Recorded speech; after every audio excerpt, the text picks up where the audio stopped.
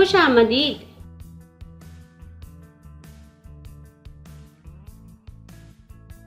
सफ़ा नंबर 46। सबसे ऊंचा, सबसे कम ऊंचा।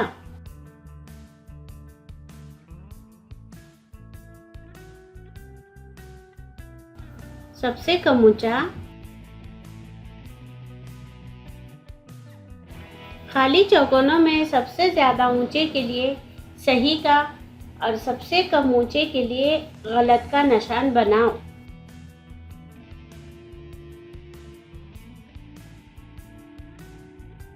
सबसे ज़्यादा ऊंचे के लिए सही का निशान और सबसे कम ऊंचे के लिए गलत का निशान।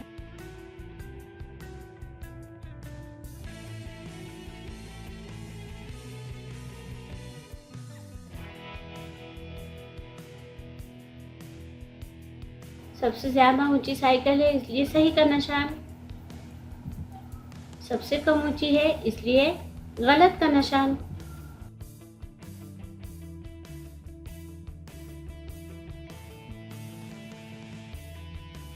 सबसे ज़्यादा ऊंचा है इसलिए सही का निशान, सबसे कम ऊंचा है इसलिए गलत का निशान।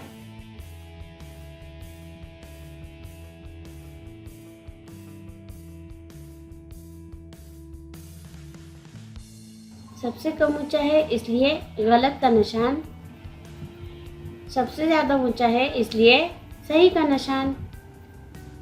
Thank you.